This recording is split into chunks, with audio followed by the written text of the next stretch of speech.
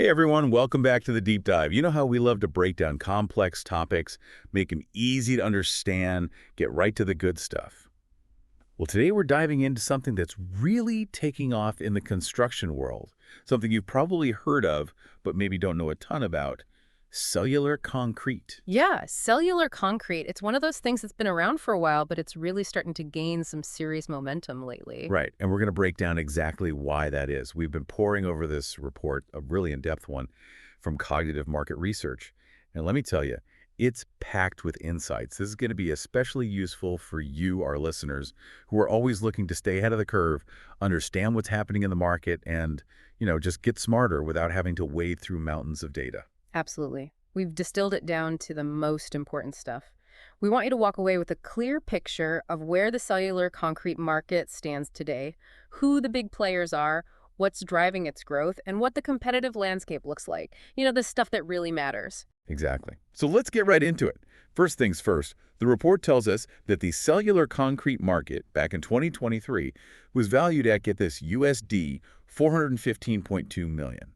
That's not small potatoes. Not at all. And what's even more interesting is that it's projected to grow at a compound annual growth rate, a CAGR, of 6.00%. Now, what that means is basically every year for the next decade or so, the market is expected to grow by an average of 6%. That's pretty significant. Yeah, that's a steady, consistent climb. By 2032, they're predicting it'll reach a whopping USD 661.76 million. Now, those numbers tell you something right there. There's a real hunger for this stuff. But the question is why?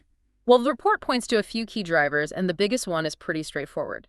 Urbanization. Cities are growing. People are moving into urban areas at an unprecedented rate, and that means, naturally, more construction, more buildings, more infrastructure. It makes sense. More people, more places to live and work, got to build them somehow. And it seems like cellular concrete is becoming a go-to material for that. Right. And it's not just about the sheer volume of construction. The report highlights a whole bunch of reasons why cellular concrete is so attractive. For starters, it's super versatile. It can be used in so many different ways. You can use it for structural support, for all sorts of insulation roofs, walls, floors, you name it. You can use it to make buildings lighter, which has all sorts of benefits. You can even use it to fill up unwanted spaces or as a lightweight backfill material. That kind of flexibility is a huge advantage in the construction world. Makes sense.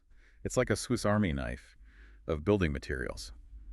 So we've got this material that's versatile, it's in high demand, but what else is driving its popularity? Well, think about it. This stuff is known for its excellent thermal insulation properties, meaning it helps keep buildings warm in the winter and cool in the summer.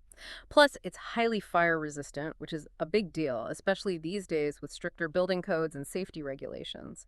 So you've got a material that helps save energy, lowers heating and cooling costs, and makes buildings safer. That's a pretty compelling package. Yeah, that's hitting a lot of the big points right there. And on top of that, the whole sustainability movement is really pushing things in cellular concrete's favor. Totally. The construction industry has a pretty big environmental footprint, but there's a growing push to make things more sustainable, more eco-friendly, and cellular concrete really fits the bill. The report talks about how it has a lower carbon footprint compared to traditional concrete. It's also more efficient in terms of resource use. So you're not only building better, you're building greener. That's a big deal for a lot of people these days. For sure. So we've got this booming market driven by a perfect storm of urbanization, a demand for better building materials, and the sustainability movement. But the million-dollar question is, who's leading the pack? Who are the big players in cellular concrete? Well, the report lays it out pretty clearly. According to their analysis, the top 5 key players in the market right now are, and it's important to note, this is based on the report's findings: Saint-Gobain, LafargeHolcim, you might know them as the Holcim Group, now Contech Engineered Solutions, LLC, ACIO, and Lastin Italiana Spa. These are the heavy hitters, the ones really shaping the market. Okay, so let's dive into each of these companies a little bit. Saint-Gobain, for example, they're described as a global leader, not just in cellular concrete, but in construction and high-performance materials in general. And get this, they were founded way back in 1665. I mean, that's some serious history. Yeah, talk about a legacy. That tells you something right there. They're headquartered in Paris, France, but they operate in over 70 countries worldwide. They produce a huge range of stuff, from glass and ceramics to all sorts of construction materials, including insulation, gypsum, plasterboard, you name it. And in terms of cellular concrete, they hold a pretty dominant market share, about 26%. That's a big chunk. So they're not messing around.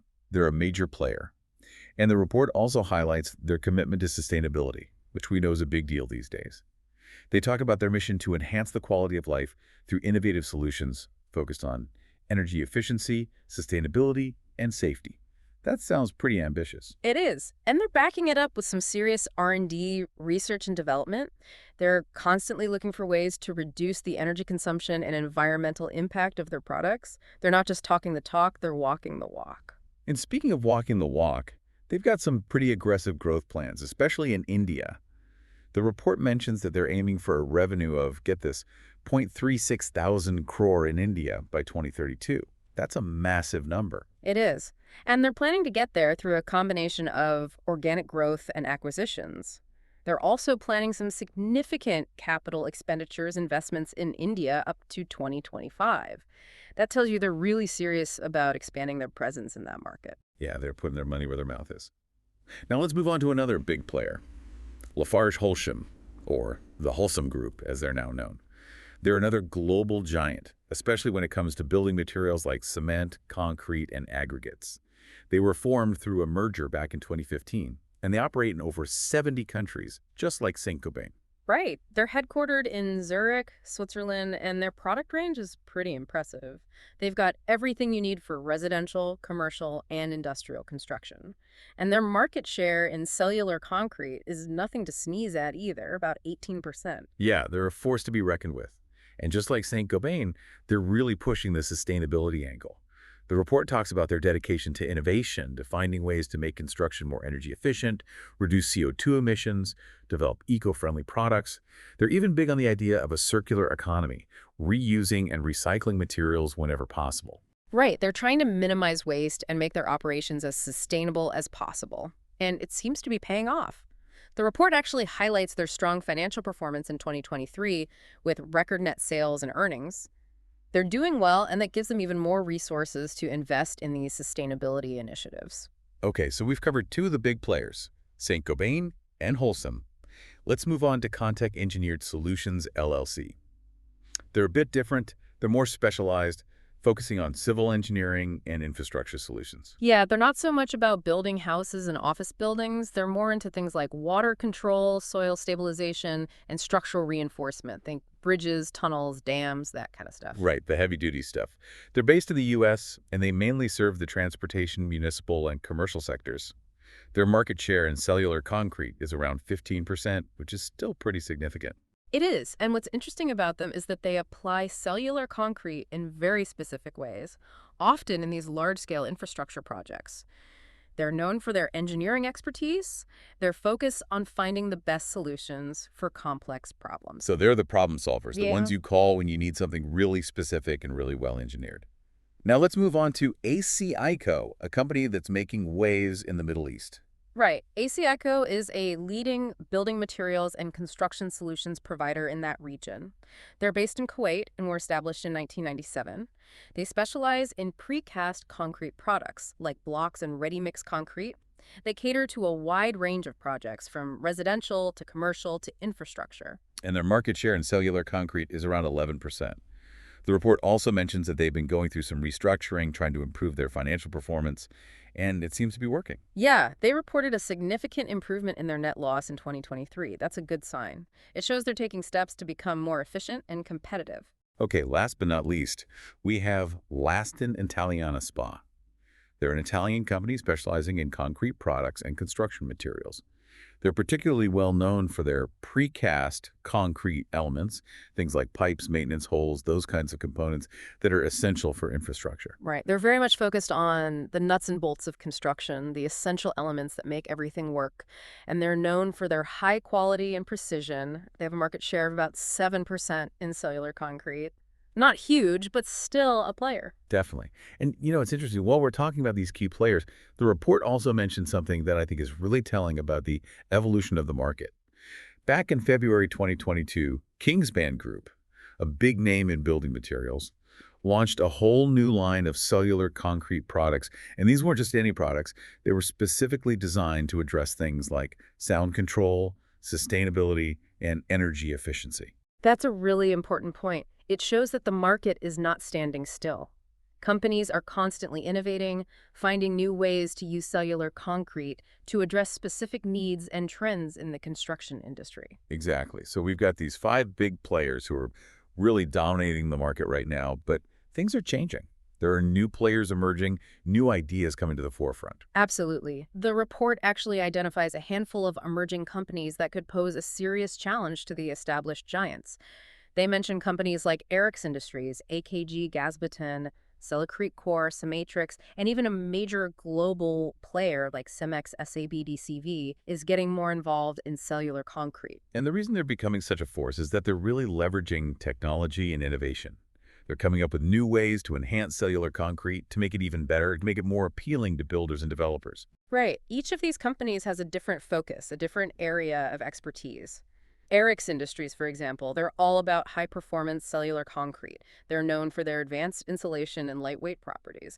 Then you've got AKG Gasbaton. They're really making strides in foam concrete. They're expanding their operations through partnerships, and they're investing heavily in technology. In Cellular, they're all about sustainability and cost effectiveness. They're finding ways to make cellular concrete a really attractive option for projects that are focused on the environment and on keeping costs down. And then there's Cematrix. They're already a big player in North America, known for their versatile and eco-friendly concrete solutions. And Cemex, well, they're a global behemoth in the construction materials market. They're leveraging their vast network and their expertise to get a bigger slice of the cellular concrete pie. So it's a really interesting mix. You've got these established players with their experience and their market share, but you've also got these hungry newcomers who are bringing fresh ideas and new technologies to the table. It's going to be fascinating to see how things play out. Absolutely. It's a dynamic market, and I think we're going to see some pretty significant shifts in the coming years. Now, speaking of shifts, there's one big trend that the report highlights that I think is crucial for anyone who's thinking about getting into the cellular concrete game, Yeah.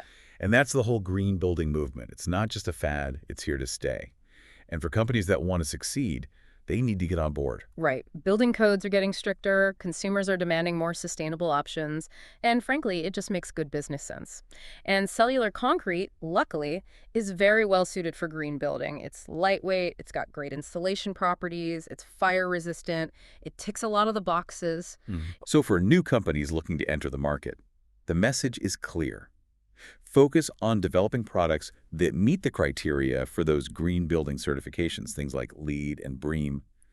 Those certifications are becoming like gold standards in the industry. Exactly. They're proof that you're committed to sustainability, that your products meet those rigorous environmental standards. And that can be a huge selling point, not just for consumers, but for developers and architects as well. So if you're a new company, you want to make sure you're getting those green certifications.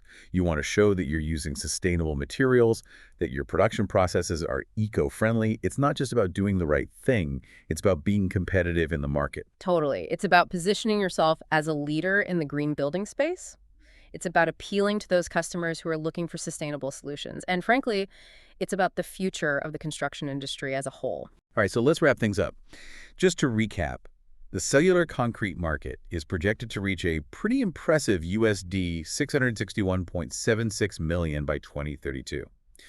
The big drivers are the need for lightweight, well-insulated, fire-resistant building materials, the push for sustainability, and of course the global trend of urbanization. More people, more cities, more construction. Exactly. And while the established players like Saint-Gobain and Holcim are still holding strong, there's a whole wave of new companies coming up, focusing on innovation, on green building, on finding new and better ways to do things. It's a really exciting time to be watching this market. It is. And for you, the listener, I think the key takeaway is that this is a market in motion. It's changing rapidly. There are opportunities for those who are willing to innovate, to embrace sustainability, to really think outside the box. And for those of you who are always looking for those aha moments, I think this deep dive has given you a glimpse into how market forces are adapting to the realities of climate change, to the growing demand for more sustainable solutions. It's not just about building anymore, it's about building better, building smarter, and building for the future. Well said. And on that note, here's a final thought for you to ponder. Given all the advantages of cellular concrete, given its versatility and its potential, how do you think it will transform the construction industry in the years to come? What new innovations, what new applications might we see emerge? What role will it play in shaping the cities and the buildings of the future? It's something to think about. Thanks for joining us on the Deep Dive. See you next time.